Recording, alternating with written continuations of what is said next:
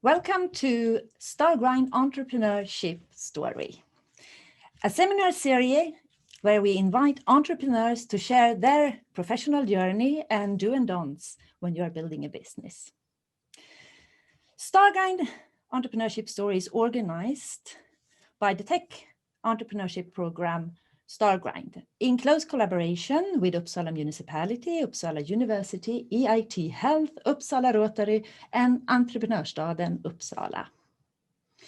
This seminar series is organized so that you also can get an opportunity to ask questions, which means that throughout this discussion, when we meet Mikael, who is our guest today, please write your questions in the chat and we will come back to them in the end of this session. My name is Lina Source-Emilsson. I am your host today when we are meeting Mikael Runhem, a tech innovator and a business developer. Welcome, Mikael. Thank you. Super nice to have you here. To give everybody zooming in today and listening a bit picture about who you are, how would you present yourself as a professional? I'm a tech guy. Foremost a tech guy, so I'm really interested in all kinds of technology, and with that interest has got me into various areas where there are problems, and I came up with a solution for that, and that took me further into some of these businesses. But I'm a really tech guy, so I wouldn't say a nerd, but I'm really interested in technology. So today, what are you doing to? I have 4 different jobs, no salary, sadly. My daytime work is I'm running a software company called Perguide Software, where I have 2 developers, programmers. So we divide our time between working with our own ideas and then working with some customers to pay salaries and rent. But we're not a consultants company. We are more of a development lab. And then I'm a CEO of a spin-out of that spin-off that's about patient support programs for healthcare. And I'm involved in a company called Glimta, which is also a spin-off from Perguide, which is Glimta is working with opening articles behind paywalls. So, you know, when you get to this link in your social feed in Facebook, and you click on that link and you end up with, you need to be a subscriber to read this article, and you get angry. So we have a solution for that. So people and company can pay a fee and get some kind of a super link that they can distribute to everyone. So that's one. And I'm working with a new startup called Blippa, which is blippa.com. It's a sort of a smart sticker system based on QR codes and specialized web page connected to each QR code. What else? I'm working with a friend of mine with bracket solutions for hotel businesses. So the big hotel chains are going from the small soap bottles into these big bottles. And they were looking for a good solution where you can lock it in a bracket. And my friend, he developed such a bracket. So I'm his mentor, but we're working with these really big hotel chains all over the world. And yeah. So you have it. I can hear that you are doing a lot of different business activities right now. But and I'm a soldier as well in the National Guard. So I'm manning a machine gun. So it's really no clear path in my life, I'm afraid. But the majority of your professional life, you were dedicated to one company that you built up that is very well known, called Episerver. So could you just give us a picture of, because you worked for 15 or 20 years with Episerver? Yeah. And it started, where did it start? I have this technical interest, and I also have a really bad handwriting. So to start with, I'm a mechanical engineer, no higher education, just basic ground school engineer. And started working with that. And in those days, you were drawing with a pen, making all the drawings, and had this really awful handwriting. So I ended up in front of a CAD station and discover the computer-aided graphics and doing the drawings on the computer. But we had a little work at the company, so I spent a lot of time with the computer, learning how that worked, and then I started supporting my colleagues. And over the years, the interest for this computer stuff really got me into the computer business. So I ended up leaving the work as an engineer and started working as a tech guy on a startup selling computers and software and everything like that. So basically, your start is that you did engineering in gymnasium, what we call in Sweden. Yeah. And from there on, you started to you took a position, or what did you do? Actually, my first job after my military service, I was sitting at home, I remember, looking through the yellow pages. So what should I do for a living? And I found this company working with robots, industrial robots. Hey, that sounds cool. So I called them up and presented myself, and they said, well, we're a startup, so we don't have any funds to hire anyone else. No, it's okay. I live at home with my parents. So I don't have any expenses, so I can work for free for 2 or 3 months if you like. We are in the beginning of the 90s now. No, I think 80, 85, 86, something like that. Yeah. So with that, I started my professional career working for free, assembling industrial robots. And then I was offered an engineering job, and that took me into that, and so on and so forth. And then working as a computer technician, I found this really cool stuff where you can send a message from a computer to a guy in the US, and a day later get a reply back on the screen with no fax involved. You hear how old I am.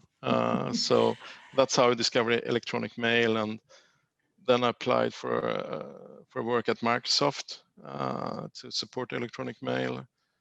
Microsoft didn't work with that in those days. I was placed on the Windows support in Sweden.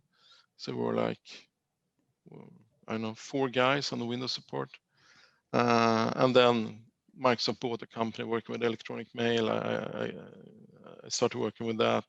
And after a couple of years, I left Microsoft actually to start as a sales guy selling computers, network systems for computers and electronic mail.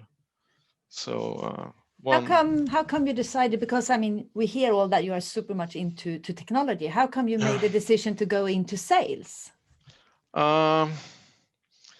It was kind of a little bit about freedom, and that's a good question. Why did I end up in sales? I don't know. I was offered a sales job, and I've done everything else, so that was a natural path. And it was a really good school to work as a sales guy. But I can't really put my finger on why. It just happened. So what do you mean really good school?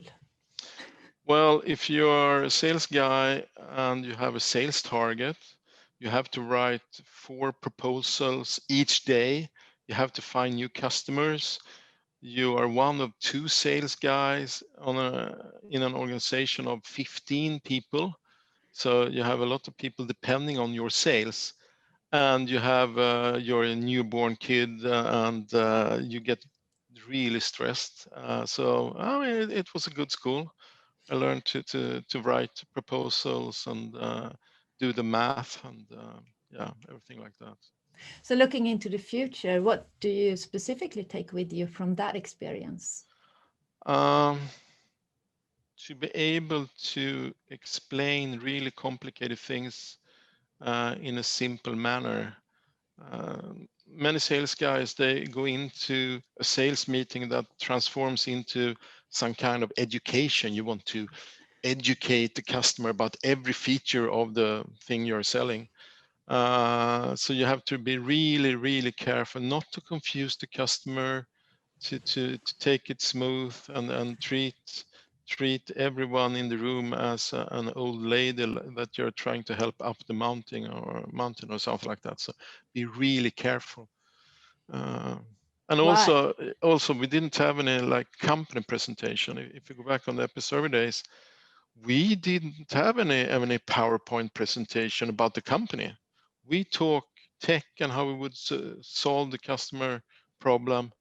And at the end of a meeting, when we had a company presentation for some reason, I asked, well, before we end the meeting, do you want to know anything about our company? No, we take that the next time. Versus now, it's more of a standard to do a PowerPoint and talk about your company and everything like that. But we didn't do that. So we wanted to. So what is your reflection on that? Because I think this is what you are taught when you go into, give PowerPoint the University. presentation. Yeah. Yeah, So, yeah. and I don't only mean university. I also mean when you go into, Yeah. mentorships and this like talk about yourself, present your company. So what are your take on that? My take is I start with doing a demo. So, okay, before we do it, should I just show what we do? Yeah, please do. And then I show everything. And then if I do the demo right, some of the guys in the room or in the Zoom meeting, they will lean back and think, well, okay, now I know the basics, so this sounds good. So I'm comfortable. So with that, you establish some kind of a trust relationship that you know what you're talking about, instead of doing spending the precious meeting time on slides. So yeah.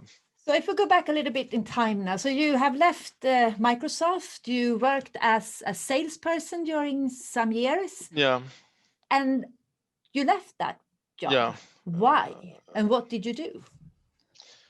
First of all, I realized that I have a really big problem working for someone else. I can work together with someone, but working for someone else who quit early, I was working like 10, 12 hours a day, and I didn't really feel appreciated, and I also have to struggle with internal politics to get my ideas out, not just winning the business cases with customers, but also convincing the management. That was an eye-opener for me. So I joined up with another guy for a year. He was working heavily with the internet and web servers. And after that, I started what became the Episerver company in September '94. And it was not really targeted toward web servers. I was more targeted towards electronic mail. Yeah. So what do you say? You joined forces with someone. How did that happen? And why did you do that? Someone put me together with this bright guy, and we had a similar mindset. And I was a strong believer on these new internet things, so I wasn't really worried about having to walk away from our really. We just bought a house, and in Sweden we had this bank crisis, so the interest rate went up to like 500%. And you youngsters who haven't seen an interest rate above 10%, I know this sounds crazy, but 500% for some time, and we were so glad when the interest rate went down to like 12 or 13%, something like that.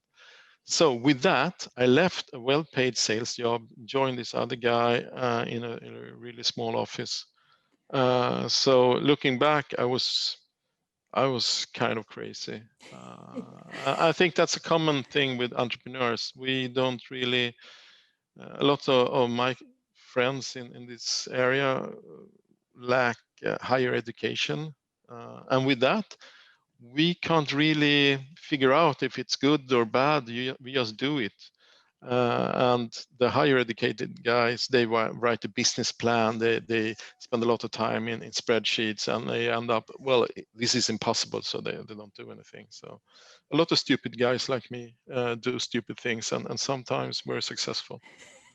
I don't really buy into that. I think like stupid guys, because we had Christopher on for several weeks ago and talked to him, and he said, learning is a tool. Continuously learning. I mean, higher education or not, but continuously learning is a key for success. Was his take? Yeah. What are your reflection on that? I can say I probably have a really expensive education if you sum sum up all the, in lack of a better word, all the fuck ups I made in my business life, all the wrong decisions. I have a really, really expensive education. So going to Harvard or something, that's peanuts compared to the money I spent on the wrong decisions during my business career. But it went again, pretty well. I made some other decisions that was in the other way, so I came out the top. But yeah.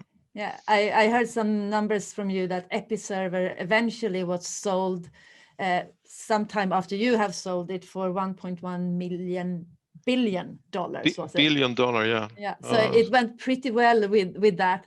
Yeah, and it's still alive, and that's something I'm quite proud of, because I sold something that is still viable, it's still on the market and so on.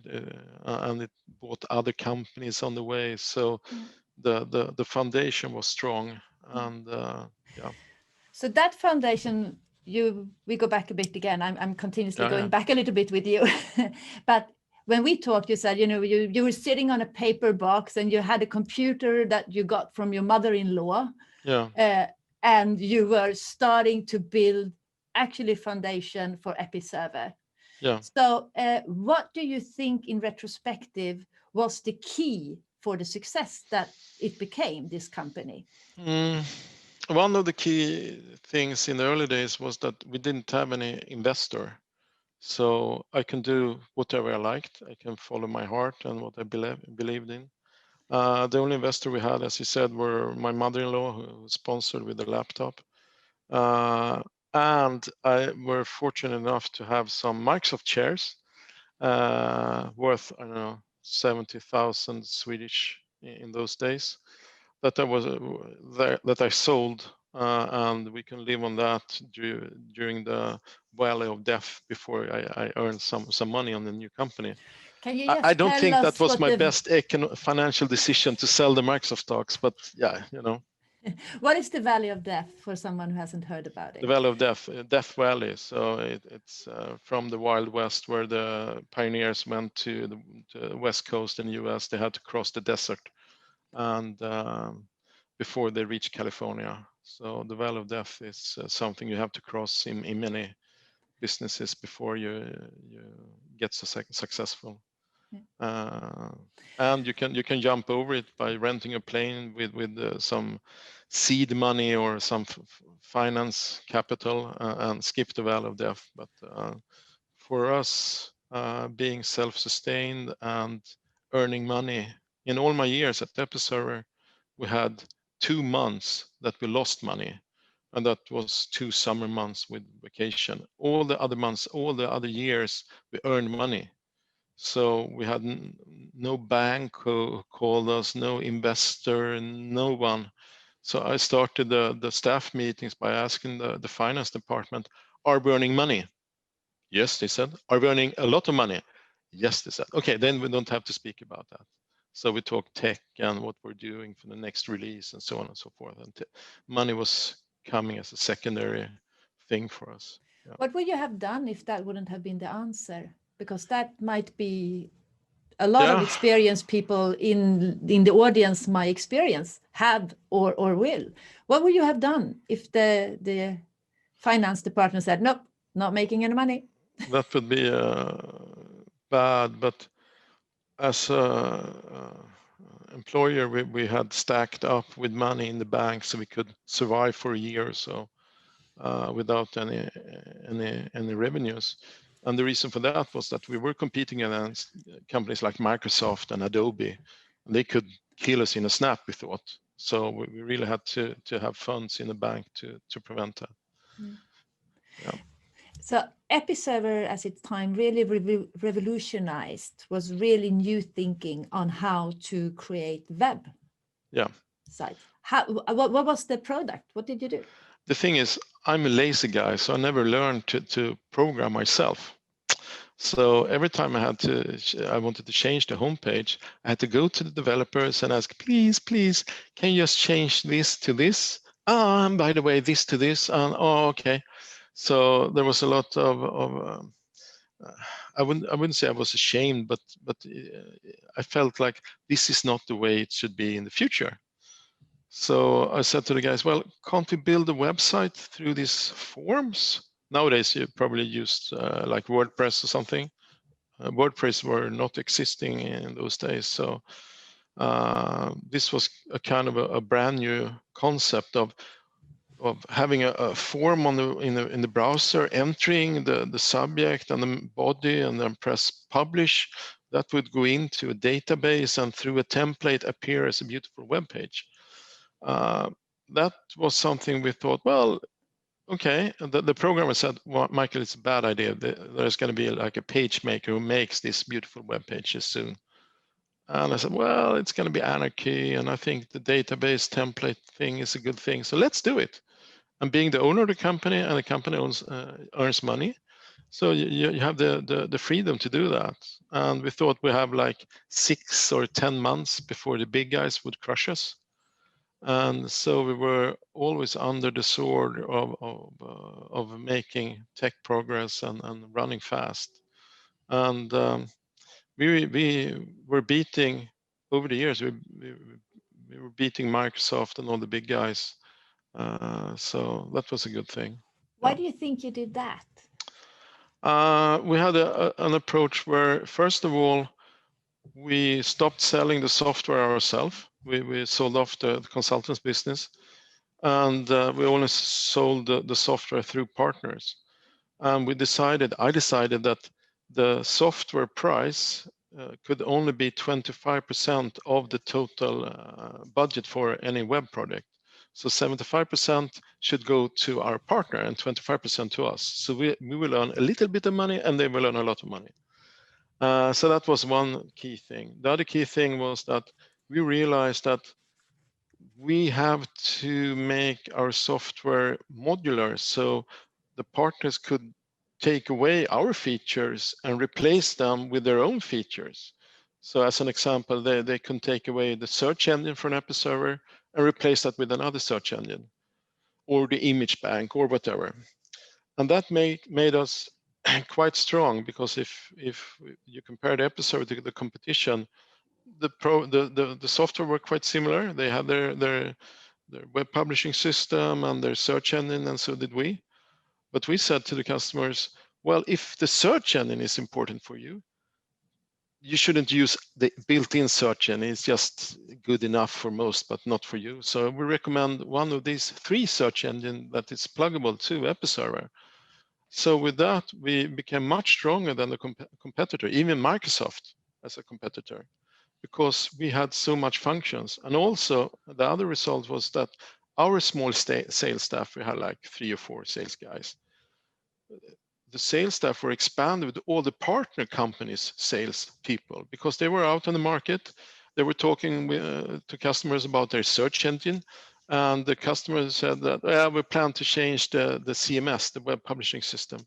Well, have you looked at Episerver? Because our search engine works great with Episerver. So we only did incoming calls. So we did very little marketing spending. And also we did these big events, the customer events. So we had the last Episerver day I attended were like 1,100 attendees. So that was a bigger event than Microsoft were doing in those days.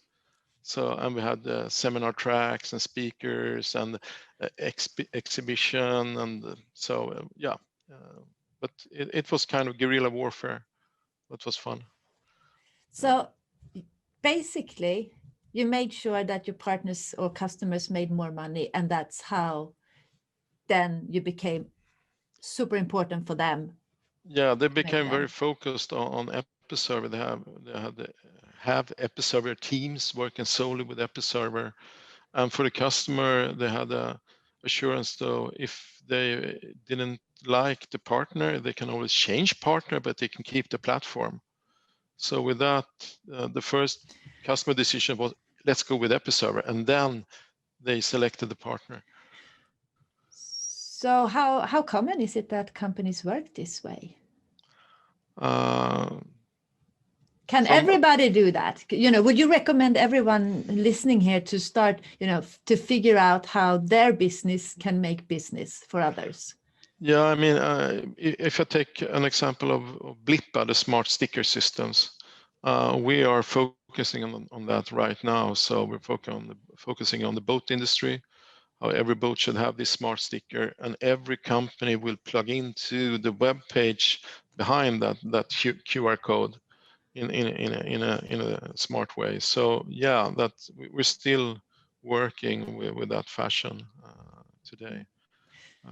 Yeah. So let's go into 2000, mid 2007, 2007, 15 or Yeah. 10, somewhere around that. You sold all your shares in Episerver Yeah. and went into new adventures. What did you do then, and why did you decide to exit and sell? The why question, I sold in two trenches, for 60%, and then we kept 30%, and then we sold that and got more for that than for the first. But being a creative guy like I think I am, when the company grows, you get dragged into these um, salary questions, hiring, firing, company cars, insurances. It becomes a big company automatically, more or less. And guys like me, we are not really comfortable in a big company. I left Microsoft, a great company, but not for entrepreneurs like me.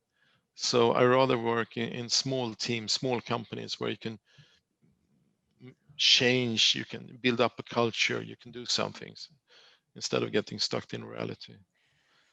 So you left with a fair amount of financial stability. Yes. What did you do, and what was your your dream and your ambition when you left Episerver? First of all, for the Swedish tax reasons, I was placed into like this waiting room for 5 or 6 years because you can't transfer the funds you get into becoming a business angel because the tax issues. So, and it's really bizarre, but that's another question. So instead of just feeding the pigeons for 5 or 6 years, I built a house that took 4 years. I didn't build it myself. We spent like 85 years of labor building this house. So I spent 3 or 4 years at site doing CAD drawings, talking to the carpenters and everything like that, and doing a bit of work myself. And after that, I got restless and I joined the National Guard, Hemvärnet in Sweden, as a soldier, and not because I wanted to be a soldier, but I like chaos.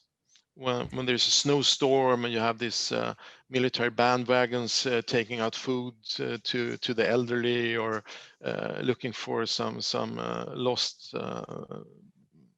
boys and girls in the woods or something like that. So that's why I joined the army. Not because of the army itself, but more of the adventure. So I was up in I was a firefighters in the big forest fires in Sweden a couple of years ago. It sounds a bit contradictory, like you're leaving the big businesses because you don't want to have a boss, and then you go into the military. Yes, It's I know like that's really strange. And my wife told me, "Well, why don't you become an officer again? It doesn't help. There's always someone above you." So no, I'm happy where I am. Okay. So why didn't you leave Sweden if you were put in tax quarantine? Yeah, that was a good question, and we looked into that, and we had some serious discussions about that. But we took a family decision. The kids were successful in school. We had a good life, and to leave Sweden and start up somewhere else just for tax reasons was not really. We decided against that, and we ended up here and paid a lot of tax. And for all the viewers, I don't invest in any other businesses than myself nowadays, and I lost a bit of money on investing in other startups. So I'm focusing on my own now, just to clear that. So that actually brings us in. You had a few years. You were, doing things, building a house, going into the army, making Yeah. sure you could have the family life that you agreed on and wanted with your family. So what got you back into business? When did you start and how did you start?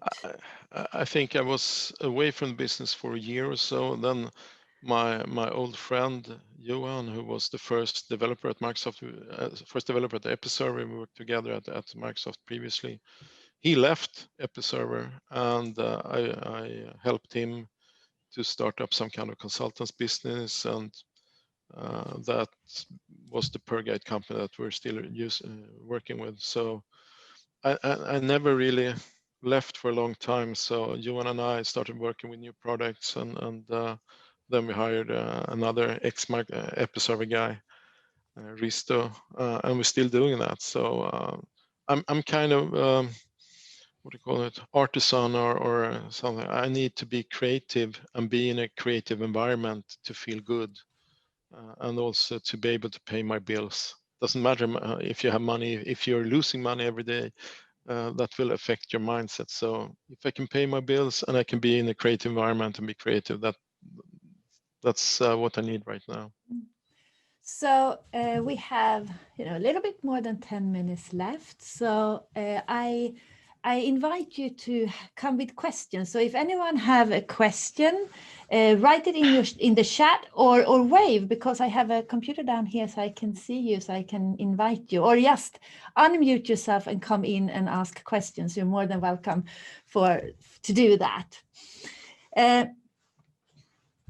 One good take that I could advise every young entrepreneur that's listening to this: make sure you get the right spouse.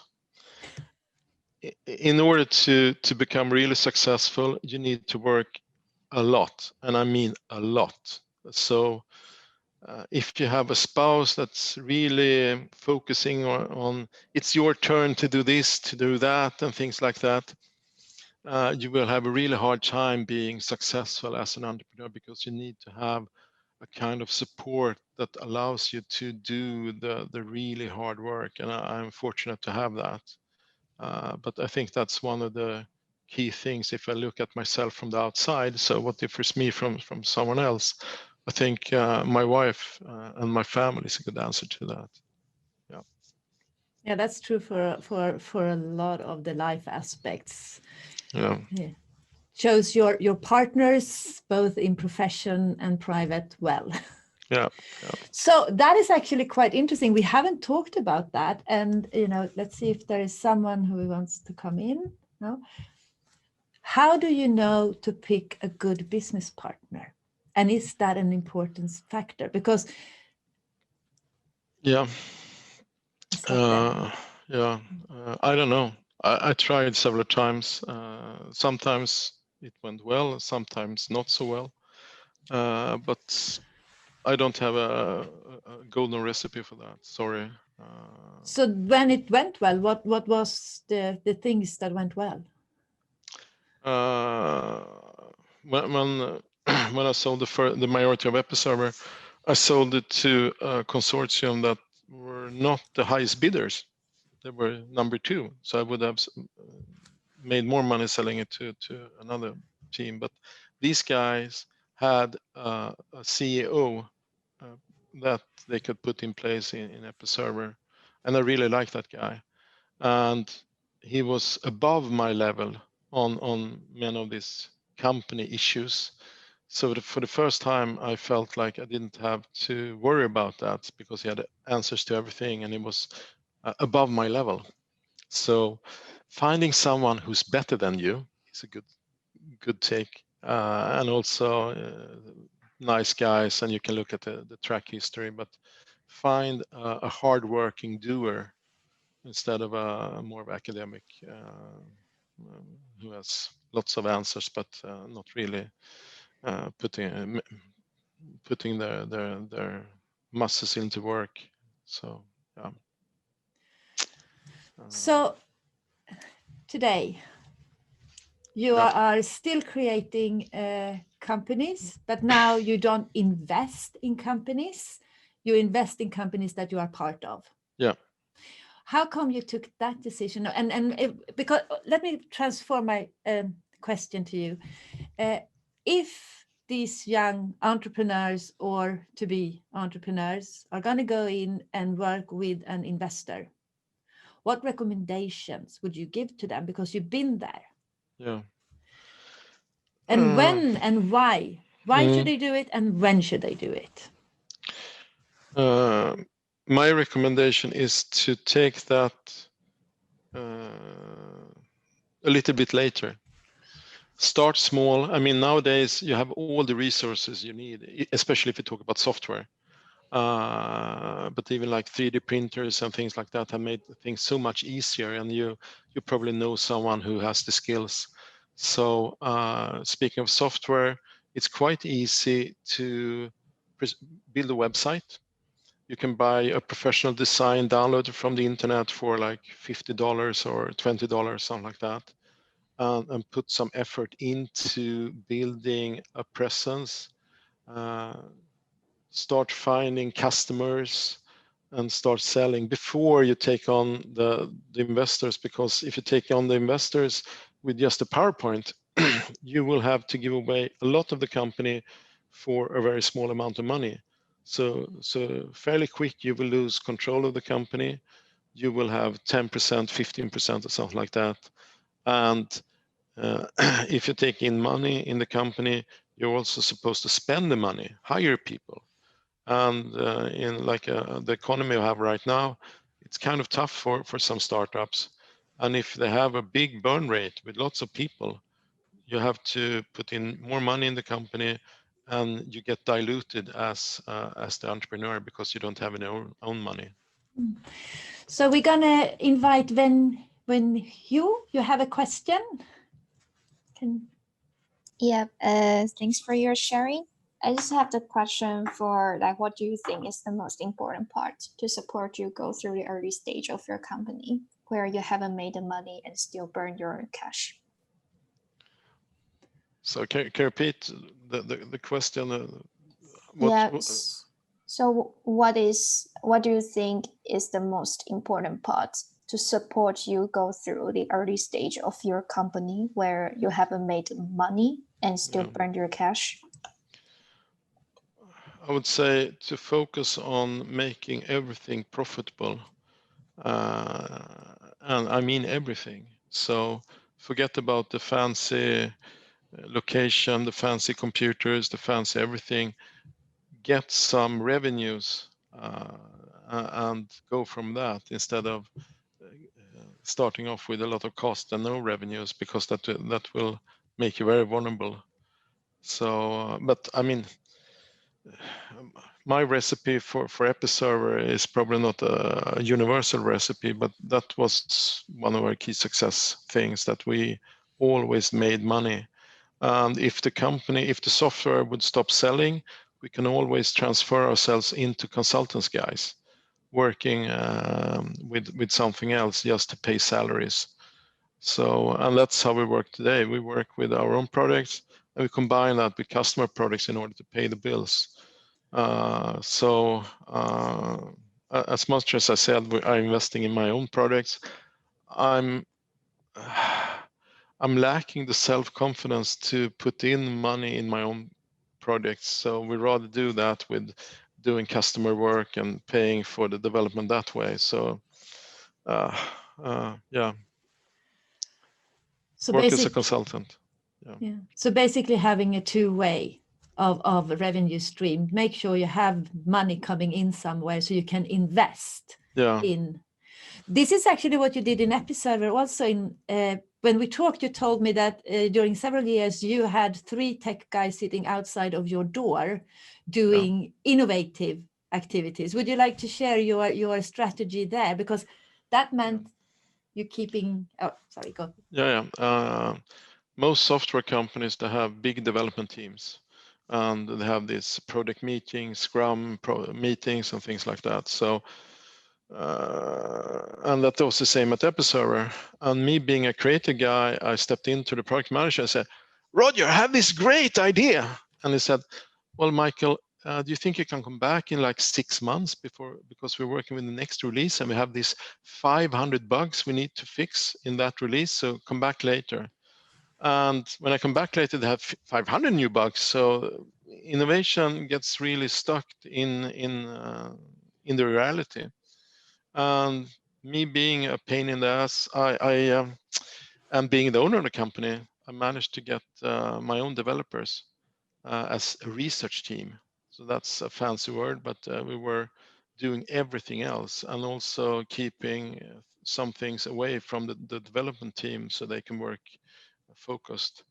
But that's really uncommon in software companies. Everyone is working with what needs to be done, and you don't have anyone sitting outside of the reality. So one take, if you have a big company, when you have that, make sure that you put a few guys on the side of things to work with next generation of things. I can see here in the chat that we have a comment from Sinias who says, you roll your own investments. Yes, I have my own investment, so yeah. Moi, would you like to come in and ask a question? You're going to be the last one, I think. Okay, sure. Thank you for the sharing. My question would be, if you could be a mentor to a 20-year-old yourself, what kind of mentor would you like to be, and what kind of advice would you as a mentor give to your 20-year-old self? I think the big thing with being a mentor is to have someone to call. I didn't have anyone to call, so I was very alone, and no one at Episerver in those days, sorry, had worked at a software company, so we had no idea what we were doing. And it would really have helped to have someone who know things and the business to call, just to check up things, and also to be clear of what your own opinion is. But going back, looking at myself, I don't know, perhaps being a little bit more focused, but that's against my nature. So I would probably not have listened to that advice. Basically, I'm a 12-year-old guy stuck in this body. So I have no impulse control and things like that. So, but that's who I am. So I don't know. Yeah. Thank you. So, Mikael, it's 2 minutes left. And I like to give you the word and basically, follow up on what Mui said, taking all your experiences from going from, sitting on a box, building something that you don't know where it was going, together with people that you met, and then moving into this huge business with 11,000 in a venue, and then going back again. So in this trajectory and this stuff you got, what do you take with you that you say, this is something that I'm super proud of, and this is what got me to get there, and think about that for anyone who wants to go further? What am I proud of? I'm proud of my kids. I have 2 wonderful daughters who are, they became programmers. I'm not a programmer myself. They became programmers. So I'm proud of that. And also, I think being able to, I'm quite proud of the effort I have put into everything. So things have not come easy. It has been a lot of work, but me and my wife and the kids have really put effort into this, and I think that's what I'm most proud of. And also with my programmers, they put a lot of effort, a lot of DNA into what we're doing. So I think looking back, I think I'm most proud of my kids, and yeah, I think the kids are a good result of everything, summarizing things. Okay. I can mention we started with instead of giving a weekly allowance to the kids, we have the kvällspeng, evening money. So if they were in bed at 9 o'clock, they get $10, 10 Swedish bucks, not dollars. But every minute after 9, we deduct one krona. If they were behaving badly, slamming the door, screaming, that cost $3, and so on and so forth. But that fostered them into this economic thinking that if you do good things, you will earn money, or good things will come to you. And I think that approach on things, instead just giving the kids money every week or something like that, is a good take, and how to make the kids be great kids instead of what other kids. I don't know. Mikael, big thank you for taking time to meet us all here today. Thank you to everybody who has joined us. In summary, I would say, make sure that you earn money as quick as possible on your business and have good, solid relationship on the go. Could I summarize it like that? Yeah, something like that. Yes. Start small. Start small. Get real, yeah. Thank you, everyone, and have a wonderful evening, and see you again in 2 weeks. Thank you very much. Bye. Yes.